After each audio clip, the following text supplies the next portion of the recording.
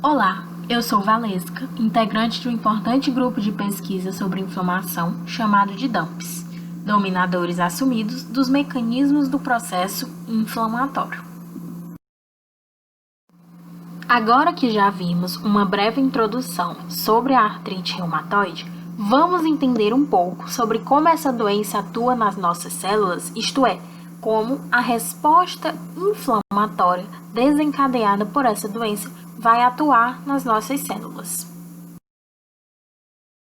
Para que haja essa resposta inflamatória, nós necessitamos da presença de antígenos. E quais vão ser os antígenos no caso da artrite reumatoide? Nós vamos ter principalmente as proteínas citruladas.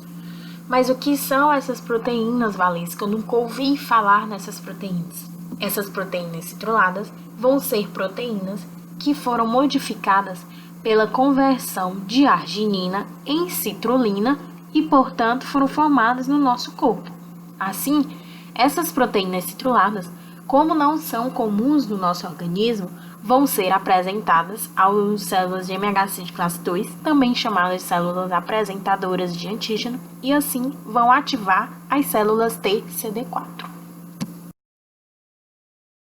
Essas células T, por sua vez, vão liberar citocinas. Quais citocinas elas vão liberar? Vão liberar principalmente interferon gama e interleucina 17. E o que essas citocinas vão fazer? Essas citocinas vão agir nos sinoviócitos, que são as células da membrana sinovial, e também vão agir nos macrófagos, que são importantes células da resposta inflamatória, exacerbando ainda mais a resposta inflamatória.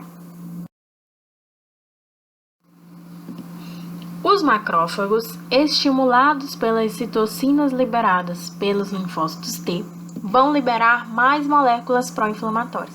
Eles liberam inúmeras moléculas pró-inflamatórias, mas as mais importantes são TNF-alfa, interleucina 1 e interleucina 6.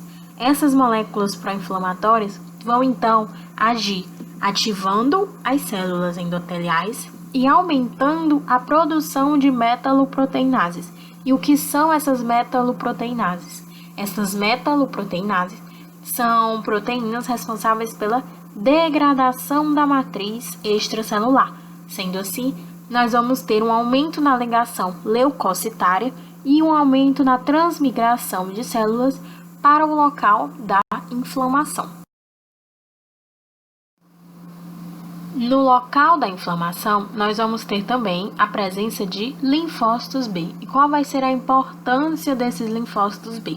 Esses linfócitos B vão se transformar em plasmócitos, que são células produtoras de autoanticorpos. Sendo assim, nós vamos ter a produção de autoanticorpos, principalmente a produção do fator reumatoide. E o que é esse fator reumatoide? Esse fator reumatoide é um autoanticorpo IgM que reconhece a porção FC de anticorpos IgG. Sendo assim, no local que está ocorrendo essa inflamação, nós vamos ter a formação de complexos imunes, formados pelo fator reumatoide com os anticorpos IgG.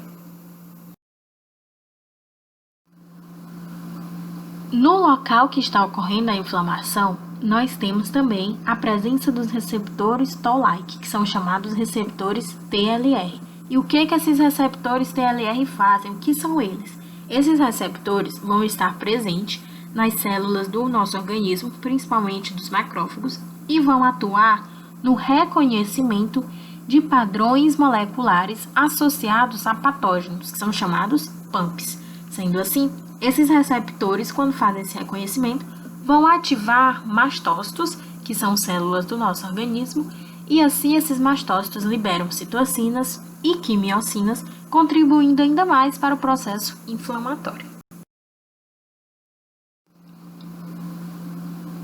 Um outro tipo de célula bastante importante que está presente nesse processo inflamatório são os denominados neutrófilos. E como esses neutrófilos vão agir? Eles vão liberar enzimas degenerativas e espécies reativas de oxigênio, também chamada de EROS.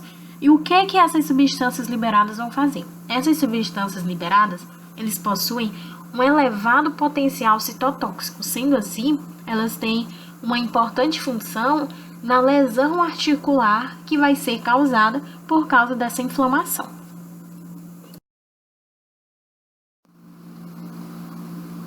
Portanto, nós vamos ter uma lesão articular, um aumento na produção de metaloproteinases e um aumento no recrutamento de leucócitos. E o que é que essas três ações vão ocasionar? Vão ocasionar a formação do pânus. Mas o que é esse pânus? Esse pânus é um tecido altamente rico em células e que tem um alto poder de destruição.